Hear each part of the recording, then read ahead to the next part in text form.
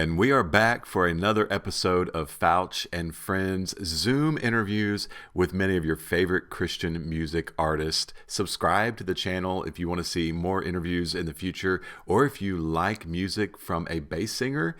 Hopefully, I do it good enough for you to enjoy. You can check out that music as well. Today, we're talking with Keith Erwin. He travels the country doing music with his brothers and his sister, and they do some fantastic music. If you haven't caught them in concert yet, make sure you go on their website, check them out, and go hear them in concert. I know you're going to enjoy getting to meet Keith today, and let's get straight to the video. All right, y'all. This is the Fouch and Friends interview with Keith Erwin. Thanks for making time today, Keith. No, absolutely, man. It's my pleasure. We don't get to see each other as much as we used to, and so it's good to reconnect and to be on this outlet with you, my friend.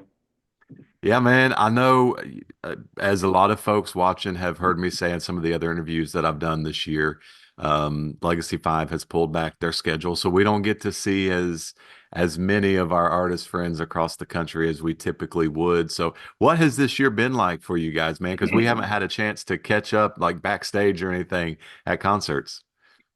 It's been the toughest year of our ministry. We've had over $60,000 in bus repair. We're sitting in November, and so it's in the 11 months of 2024. It's been $60,000 of bus repair. It's been just kind of random whole weekend cancellations of sickness that just hardly ever happens. Um, and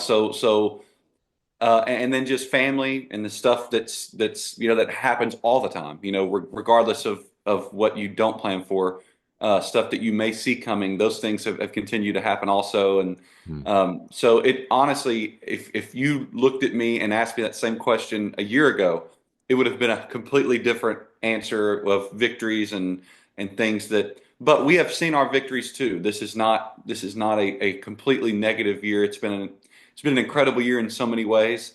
But we do believe that's what happens when the enemy attacks. We do believe that God is also getting glory for some things that we're doing, and so that's what we want to continue. We just want to be found faithful through it all. But my goodness, it's been tough. I just turned 32 a couple days ago. I've done this for 32 years. I mean, for those of you know that Dad started this ministry 50 years ago, as of this past June, and so that's literally all we've ever done. And so for 32 years, this has definitely been the hardest year in ministry for our family. But God has been faithful, and we're still going, and we're not letting up at all. So, but it's been tough, man. As you know, you've been on the road very long time yourself, and I know that you know the situations of things that you normally can say on stage, and the things that you don't say on stage that you're going through that you just have to go through it without telling a whole lot of people. But hey, God is faithful. Yeah, yeah. I've heard a lot of people say from time to time that um, what the happiest day as a boat owner is the day that you buy the boat, and the second happiest day is the day that you sell the boat. Yes. Um, and I liken that to buses. Yes. Man, it's such a hard piece of what we do because there'd be some people that would say they're too expensive. You should never buy them. They're just a drain on the finances of your ministry, et cetera. But at the same time, it's hard to wrap your mind around paying for plane tickets and three or four hotel rooms when you got six people and paying for all those meals out on the road and in airports and rental cars and Ubers and all that. So when you like sit down and you actually do a breakdown, one or the other, it's like you in a lot of ways you just can't win. It's just No. expensive to Yeah. travel, and bus repairs are some of the most expensive things I've ever seen in my life. And Yeah. so I do empathize with you guys. Man, what has been the issue with the bus this year? Well, we had a complete rebuild of the generator, and that was in March. So we didn't have it the whole month of March, and really up until June, we've had this bus for 5 years. We've put around 100,000 miles a year on the bus. Got it with 250,000. It's almost to a three quarters of a million now. Um, And up until this June, we had no issues with the engine, like at all. And it was really a blessing to have a bus that was that reliable. June, our turbo, for the few of you may that know some about the bus, the turbo will give power to your when you're trying to accelerate, and it wasn't kicking in when it was supposed to. We were trying to accelerate, it wouldn't kick in, and we were just thinking that it may be the turbo going out. And so with mechanics, very very long stories here. We were stuck in Leeds, Alabama for 5 days at a Um, Bucky's in Leeds, Alabama. And at a so Bucky's. yeah, I guess there could be some worse places to be It's stuck. the Disney World of gas stations, man. Yes, yes. But some of your listeners will know where that Bucky's is in Leeds, Alabama, east side of Birmingham. We were on our way to Atlanta, and so Dad. Long story short, within an hour, again we were stuck, and within an hour, by the grace of God, there was a church van at that Bucky's. We loaded everything in that church van, and we continued our dates and fulfilled our dates for the weekend. Dad stayed there at the bus. We were serving Sunday, 2 dates on Sunday, and then a Monday.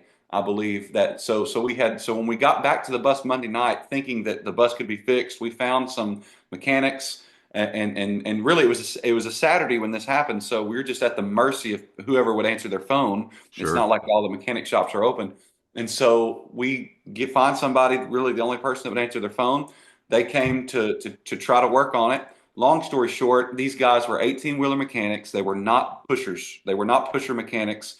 It was, and really, in hindsight, we wish that they would just have told us, to been honest with us, and say, "Hey, this is not our expertise. This is not our purview.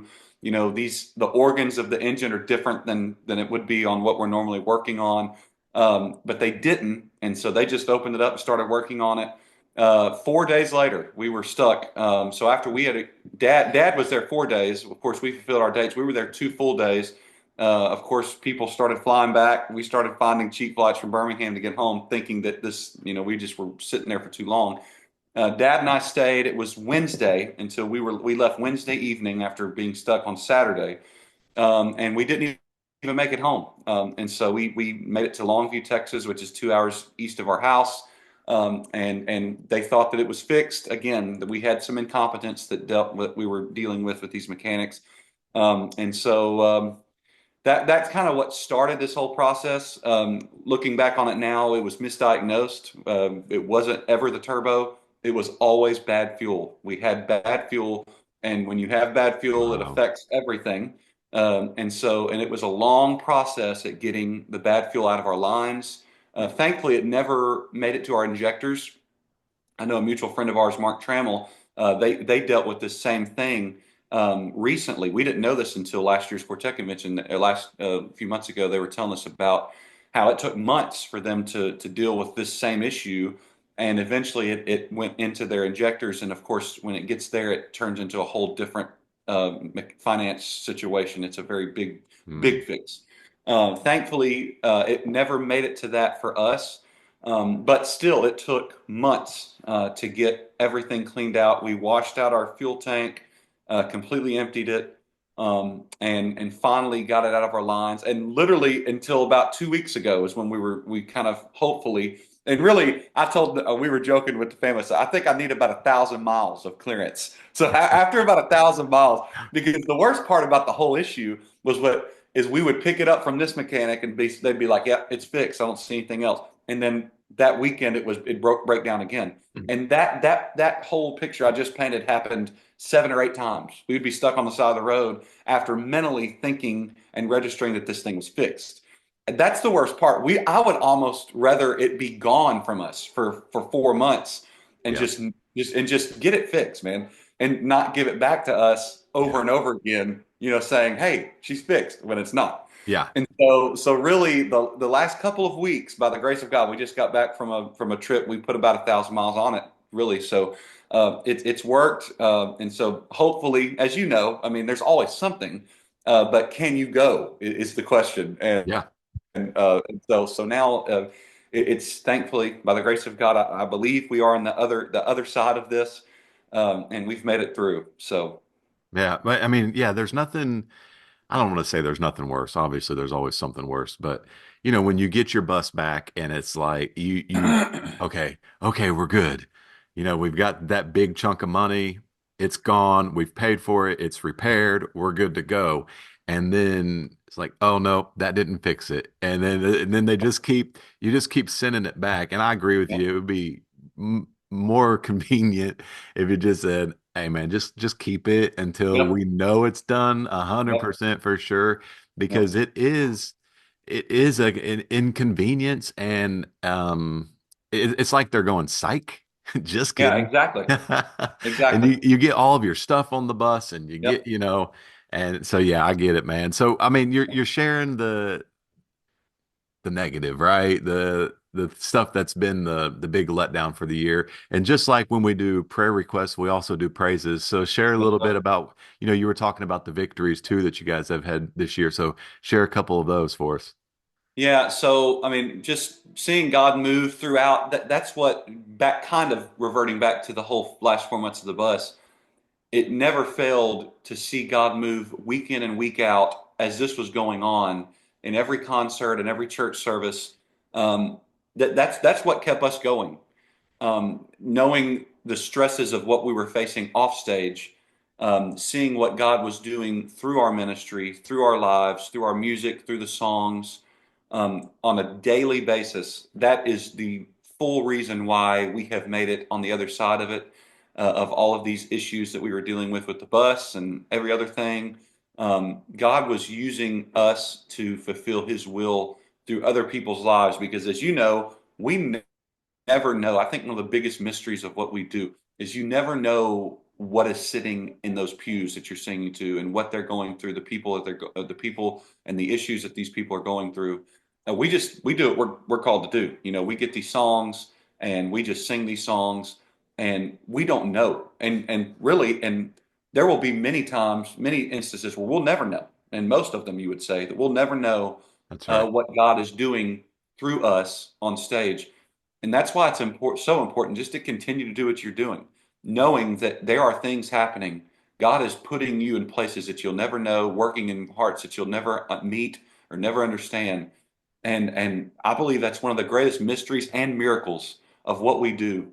That's why it's so important. And so even the victories that we have seen, I think the victories that we haven't seen, I think, are even magnified in Cool. how we see God move or we don't see God move because He still is.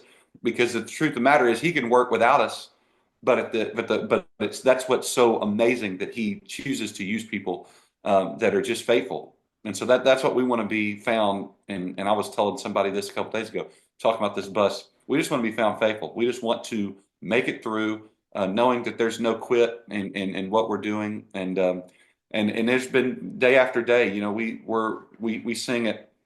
I think one of the highlights of our year is just to kind of put it specifically, the Arise Youth Conference that we're able to be a part of in July every year. There's 5,000 kids that are there every year, just to work with kids. Something that I just turned 32. I'm definitely far from being a kid, and I'm getting further away. But I would say that we have, we are, I guess, still considered young. And so with I'm being the oldest, so my sister, who's the youngest, is 24. So we are able still to relate to the younger generation. And so anytime where we get the opportunity to be in a place for multiple days, especially around surrounded by kids, surrounded by youth, surrounded by young adults, that's a highlight of our year for us is to engage with these kiddos and to engage with them and what they're going through. And so that has always been we've done it for 3 years in a row. That's always been the highlight of our year is to do that, seeing hundreds of them come to know Christ. And so that would be a specific victory.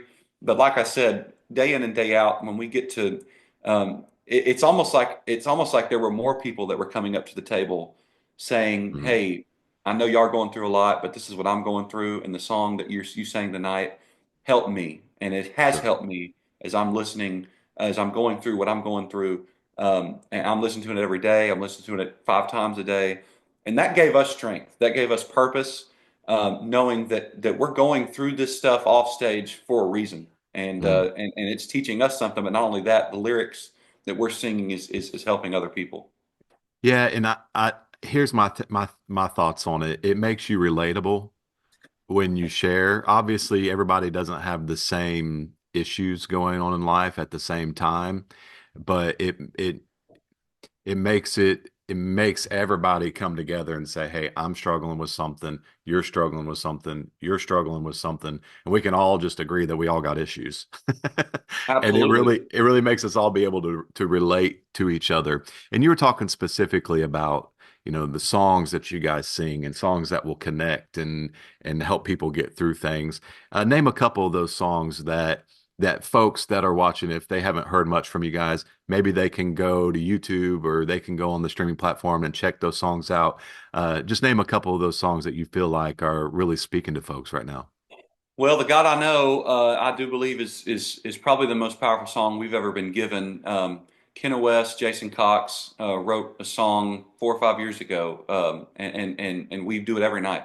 We do it every single night, and it's again, it's helped us and it's helped others, and we've lived it. We were back to not to continually revert back to this, but it's really it's a different thing whenever you sing a lyric, and then even as kids, I was in the recording studio for the first time when I was 18 months old. I sang the Bible on one of my dad's records, and like growing up 5, 6 years old, singing songs that definitely I was singing songs filled with lyrics of things I've never seen or never walked through. Now I'm 32. And the lyrics of the God I Know Can Still Move Mountains is not just a song, not just lyrics. It's things that we've lived through. And so, and same thing happened when I was a kid. There's lyrics that I don't have a clue about how to talk about, heavy lyrics of like bringing us through things, But now, it's a whole different thing. And so, and that's just life, that's why these lyrics stay with you. That's why we are called to carry these Bible verses in our hearts, because they're going to mean something. If the more life that you live, they're going to mean something to you. And so the God I Know would be one, because just simply because of what it's taught us through trials and through what we've dealt with the last year. But I think Back to the Garden, a song that we have on our newest record, is my favorite song to sing right now. Jaron Davis, Charity Gale, and Ryan Kennedy wrote this lyric. It just talks. It's for the believer. It's an examination of each and every believer's heart. It's a song of revival, really, talking about how we get stale, and even more is we have sin in our life as a believer, and it's you get to a place where it's just time to go back to the garden, back in full fellowship with our Lord. The way I set this song up is in Genesis 3, or chapter 9, 3 and verse 9. It says, "And the Lord God called unto Adam and said unto him, Where art thou?" Now we all know that the God of creation knew exactly where Adam was, physically, but for the first time, spiritually, he lost a spiritual connection with Adam. And after they were exiled out of that garden, could you imagine how many times they wish they could have just gone back to the garden? Mm. And Yeah, talking about the decision that they made and the decisions that we make on a daily basis, that would affect us in a negative way spiritually, the sins that we commit, and how important it is for us to just know how. What's that old Andre Crouch song he did? "Take Me Back." That old song he did. It's kind of the same line of that song, and it's the most powerful song I think in my life. Just to remember, to assess where my relationship with the Lord is in my life. sure. Nice, nice. Now you've referenced your family many times, the family that you travel with and do ministry with. Run just real quick rundown. You got your two brothers with you, um, sister, and then your dad. Does your mom travel with you all regularly? She doesn't. She doesn't. Of course, she did for many, many years. But she's dealt with a lot of health issues recently, and she's got rheumatoid arthritis. She had to take chemotherapy for that, actually. And so that was like 2015, 2016, whenever her health was really declining. And of course, 2020 that 2020 was kind of the straw that broke the camel's back with her, as far as being on the road, with her immune system being so compromised with the chemotherapy that she had to take. She couldn't be on the road.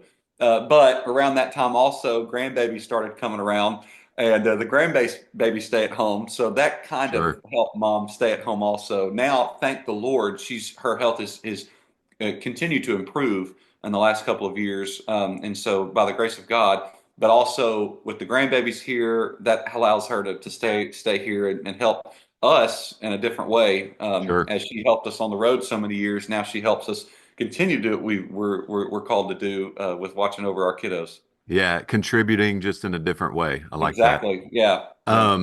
You got anybody else on the bus? Well, yes. So the last couple of years, something has changed also. So Katie got married. And so my brother-in-law, Logan Hedrick, is from Georgia.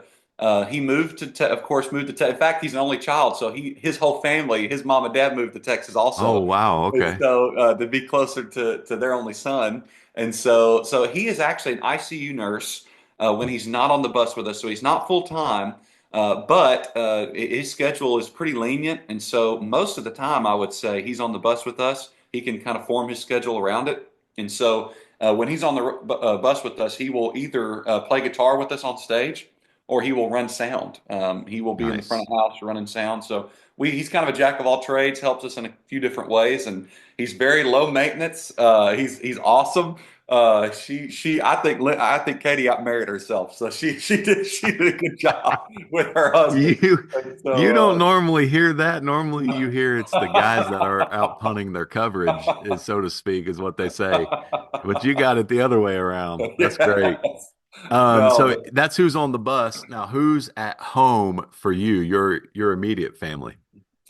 yeah, so my wife of almost 10 years, this next couple of months, we'll celebrate 10 years of marriage. She's from North Mississippi, and of course, she moved down to East Texas. She's a special ed teacher here at our little high school at Edgewood. And then we have a 3-year-old son, Landry Thomas, who, depending on how long we do this, may show himself. And so, he's here. I'm here with him. And so I could have taken him over to his grandparents' house, but hey, who knows? It's kind of I wanted to see what it would do. It's been a little bit since I've done one of these with him, and I wanted to see how he would react. But he's okay. But yeah, he's 3. He'll be 4 next month. And he's the life of the party these days. I don't know if I'm raising him or if he's raising me. So it's Well, a wild if he thing. does pop his head in there, we'll just throw him on camera and ask him Yes. a few questions. Yes. And he Um, is, whenever we're serving local, he is already getting on stage with us. He'll come up and quote scripture. He will come up and sing the Bible, and of course my brother Cody, the bass singer, also has 2 little girls. He's married. He's been married almost 10 years now. Also, he has 2 little girls, 7-year-old Lainey and 5-year-old Ivy. And they get on stage with us also whenever we're local, and so they're getting up playing piano and singing. So we're kind of raising up nice. another generation of Erwins doing the same thing. Yeah, I mean, you look at the Collingsworth family, they've got 4 Yes, buses and yes, I mean, they've got like 25 people and all the grandkids. I mean, it's crazy. You guys are yeah. starting that journey now. Uh, It's sounding like well, we could only pay for 1 bus repair. I don't know if we could. I don't know if we could get 4 you got to down the figure out road, 4 of them. but hey, there's not a bigger Collingsworth fan in the world than myself. I don't know how they do it, but man, I'm glad they do it because they're incredible. So you mentioned the name Landry. What I see a lot from you is Cowboys, I believe it is, right? Yes, yes. I haven't seen a whole lot of. You're not going to see a whole lot of it this year, but yes, I do. I normally do. I'm a big Cowboy fan, regardless of their performance. In fact, funny story. My son for Halloween was a Dallas Cowboy football player. We got him a helmet, we got him the jersey and everything. And when I was putting it on him, he's 3. He can't hardly understand, especially what I was fixed to tell him. But I was putting it on him, and I said, "Son, this jersey and this fanhood that you are in now, you have no choice. In this life, we live an hour from Dallas. And my grandparents, my parents, we have no choice but to be Cowboys fans. This life you're going to live, it's going to be filled with disappointment, and it's going to be absolutely heartbreaking many, many years. But it will teach you loyalty, and it will teach you patience, and it will teach you long suffering. It'll teach you great values in life." Mm. And I was telling him this, and he was just like looking up at me like, "I don't know what you're saying." Yeah. But he's gonna understand that one of these He's days. like, "Do you have any candy?" or anything Yes, like, can we exactly. just go do that, Exactly. please? Exactly. Yeah. So, but I had to tell him. I had to tell him what it was going to be because it's been Yeah. that way my whole life. So, So, all right, we mentioned the Collingsworth family, and of course, you guys are a family group, mixed quartet. Um, but my question, so I would make an assumption that maybe family groups from gospel music history would maybe be the way you may lean, but maybe I would be wrong in that. So I want to know, of the groups that are no longer traveling, man, who is that group or a couple of those groups that you go back to the like, man, I got to listen to this, man. That was some killer music. hmm, no longer traveling. Ooh, that's a good question. We were raised on the Hensons. Um, Dad, Mom and Dad both. One of the many things that we commend them on for our upbringing is giving us such a diverse in styles of Christian music. I mean, we would go from Mid South Boys to the Cathedrals, from the Inspirations to Jeff and Cherry Easter, to Stephen Curtis Chapman, Phillips Craig and Dean. Like it was such a diverse um, childhood when it comes to Love it. music, Yeah, and so love it. that helped shape our love for a vast array of genres of subgenres of Christian music.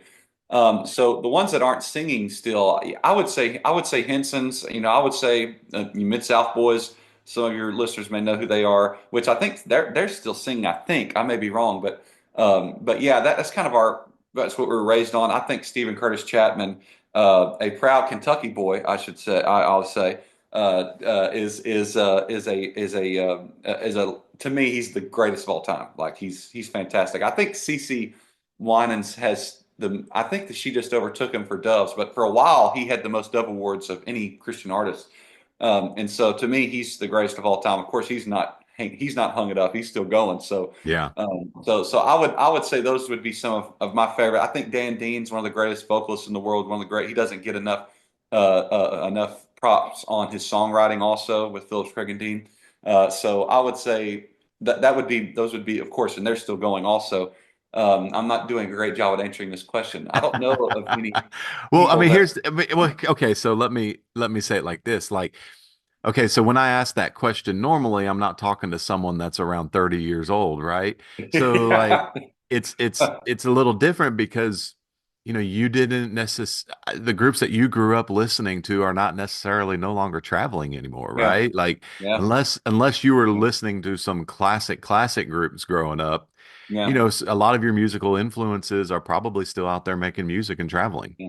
Oh So yeah, no maybe doubt. that was an unfair question. No, no, no, no, All no. right, so here's one you probably I don't think this one would be unfair, but for I'll say for me, um, before I got into music, I always assumed my life would be working corporate America or working at a bank. I got a business degree in college. Originally, I started in accounting, and so I was doing all the stuff I needed to do in order to get a job in the accounting world when I graduated. All of that. That's what I thought my life was going to look like. Of course, my life did not end up going that route. God had other plans for it. So my question for you is, what do you think you would be doing, even at 32, if you guys hadn't decided as the kids for the Irwin family to continue to do music ministry? What do you think you would be into these days? That's a great question. I've always wanted to be involved in some kind of sports. I'm such a sports nerd. I've got so much useless sports information in my head. And so like I'm a big sports fan, and I think I would most definitely teach and coach in a school somewhere, in a high school. I mean, I actually do. This is something that not many people know about. I do some substitute teaching on the side. Whenever I've got a window of time between trips where I could give my son to his grandparents for a couple of days.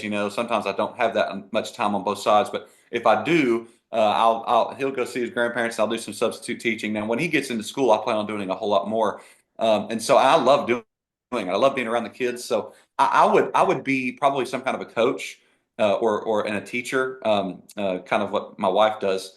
That's what I would do, because I love going to any kind of sporting event. We're really engaged in supporting our little high school here, so that's what I would do. I think if I wasn't involved in music, Sure. not directly doing exactly what I'm doing now, I still would love to be, like a music pastor, or something involved in the church. I mean, I've been I think I would say that I've been in church more nights of my life than not. Even now, I would say that. So being involved in church some way, that's always a heart, something that my heart wants to do. So, I wouldn't put that to bed also, that kind of Right. idea.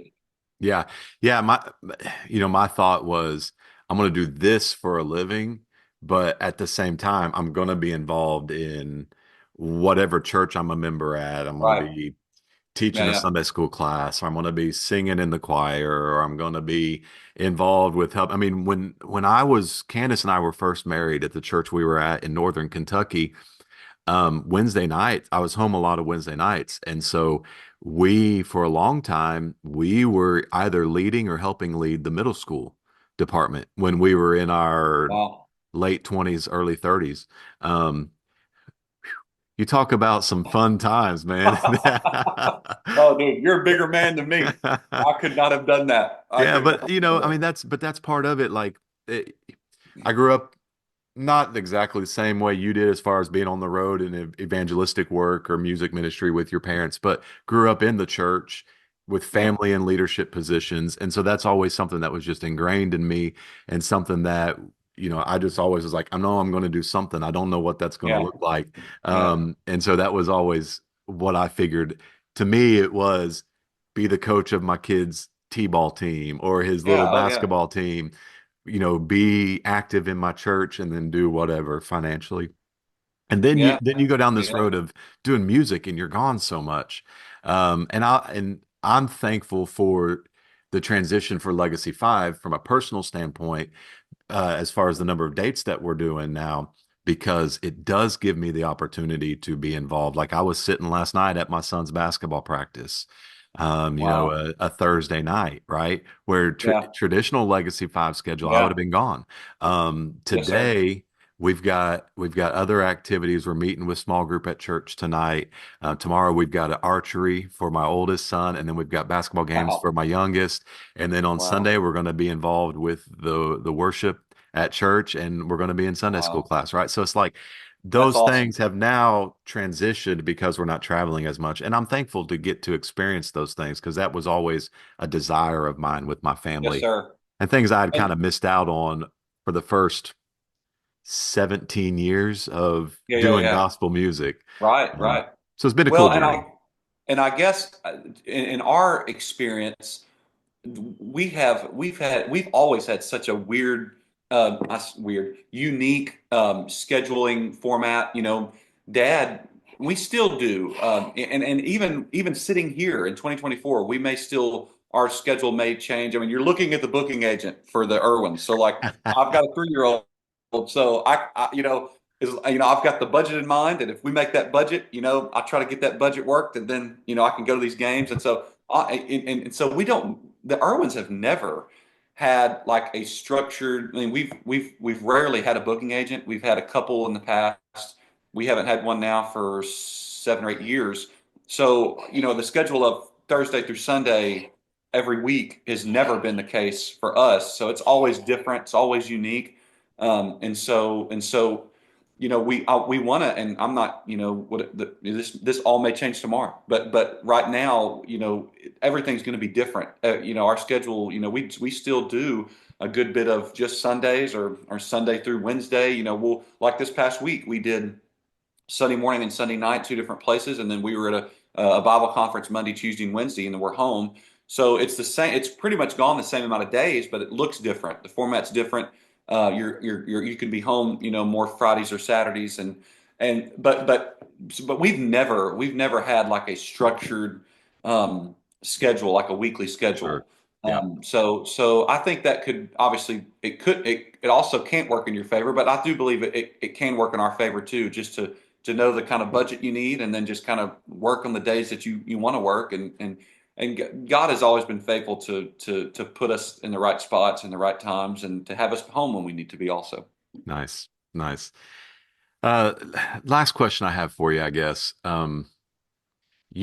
I believe for the most part, you've taken on the role as the MC of the group, right? That does the majority of the talking. Yes. Yeah. And so also with that role, you're talking about booking the dates and kind of being the guy that's on the phone with the pastors or promoters. Um, so you're wearing a lot of hats, brother. You're being a big part of what you guys do, and I know your siblings are as well. How do you handle that leadership role? I mean, you're the one that's responsible for what's being said from stage. You're the one responsible for maintaining those relationships and connections with those folks when you're talking to them on the phone. And I know, and I just know from the conversations we've had over the years, the few times we've chatted, I can tell you take that responsibility very seriously. And so I just want you to share a little bit about what that means to you. Well, to my nature, I'm very, very, very type A. My siblings would be the first people to tell you that. I am a typical oldest sibling. And so I have, I guess, some leadership tendencies. I do want to lead. I have the desire to lead. I do take it seriously. You're right. God has has has given me more roles in the last couple of years than I have had before, and I love it. I do want to lead with patience. That's the biggest thing with a type A personality, is that you want to be done now, and it needs to be done regardless. What I fight with and struggle with is patience and charity in those times to where, I have to give some room um, to have these things just play out. I think that is the biggest issue with a type A personality like myself is to be patient and to live in it and to get stuff done that when you can get it done, but also know that your siblings who you are very close with, that you've lived within a 45-foot radius of your whole life, Yeah. they are not wired like you. And Yeah. Yeah. so That's right. that is that, my goodness, I have failed so many times and not remembering that. And so that's the biggest daily challenge for me, is to know where my siblings are. Because in leadership, I think, one of the biggest things in leadership is knowing who you are leading and knowing where they're at, um, and knowing how they need to be led. And Mm. so those things are really, really in the forefront for me, and things that I have to think about, because again, I've failed those things so many times. I've been blessed with three very, very good, very solid, very driven siblings that we don't always. I mean, we argue, we do. We there's days where we get on stage and we know there are things that are happening between us, but those things happen. It's such a weird dynamic that God has placed us in, but we're Sure. Yeah. here and this is Yeah. it. And so, and but it's such a weird thing. I don't know if we can describe it. There's just something inside of all four of us, regardless of what is happening between us that day, or regardless of what each of us are going through personally. We know that what we're doing is so much bigger than any of us. Yeah. And we just feel that. We know that regardless of how one of us are annoying the other, or there are many things, as you know, as you get on a bus with men that you're not related to, obviously high character guys, but you don't know them, you're not siblings. And so, but you get on this bus with them, and there's some things that they bring on the bus that you have no clue about. You maybe and Right. that's but you do know at the end of the day that what God has called you to do is speaking in your heart so much louder than any issue that's happening, Mhm. both public and private. And so when it comes to leading, I just want to lead with grace and patience, knowing that, man, this is such a tough lifestyle. There's so many things that are happening. There's so many days that you don't feel like getting on that bus. And so you just have to lead, knowing that, as we talked about a while ago, that these songs need to be sung for Yeah. somebody. And so that's what we're called to do. We're going to continue to do it. Yeah, just echo what you said there, man. It's family or you're not family. Yeah. You get on a 45-foot bus um and I sometimes you just don't get along with some No. people. Yep. And oftentimes you do, but sometimes you just don't.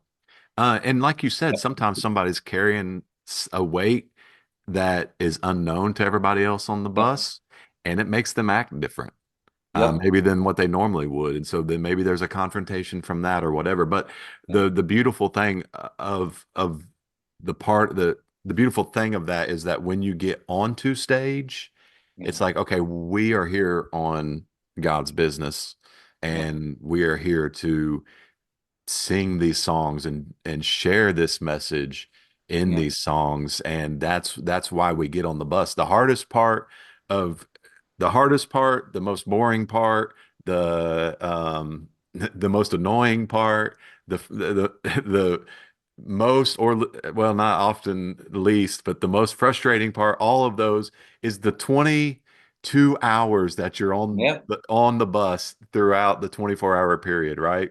Yes, sir. The 2 hours when you're on the stage is typically the easiest, the Yeah. most enjoyable, Yeah. the most refreshing, Yes, et sir. cetera, part of the day. And so you sometimes you are battling through all the other emotions, conversations, etc.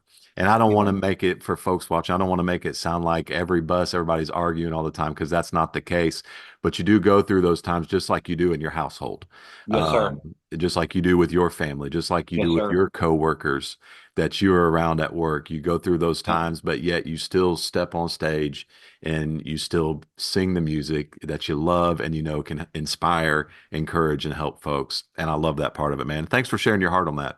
Oh, well, and I'll tell you one other thing. I think, and you know this as much as anybody, I think a foundation is so important. The foundation of your support system, the foundation of your local church, that you can, those things are so important when you live such a crazy lifestyle that this is. Hmm. When you have a foundation at home, as you have a wonderful wife and children and support base at your house, and then of course I know you have a great local church that you are there when you can be there, like you were already talking about going to Sunday school with your family. That foundation is so important. I've learned that in this season of life, of having kids, of having a wife that is very engaged in our local church.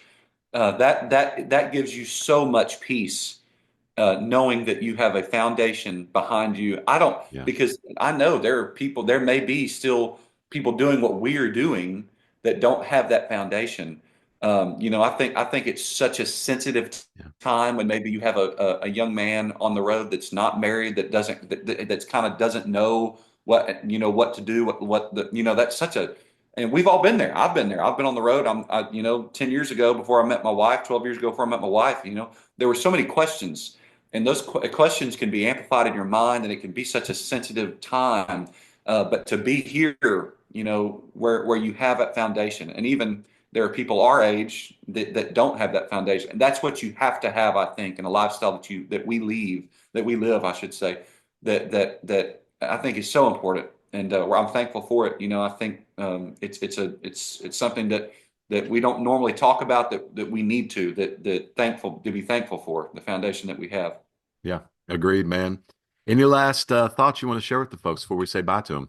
Irwinministries.com is our website. The Erwins on Facebook, the Erwins on Instagram, the Erwins on X. I think it's Erwin Ministries on X. Just look us up. We would love to serve in your area, love to serve in your church. We are booking 25 already. And so, but I do want to say, Matt, thanks for your faithfulness. You've been doing it a long time, bro. I think the first memories of me talking to you were at the product tables. Well, I should say it like this because it's funny. I remember meeting you at the casino at the Singing at Sea cruise. And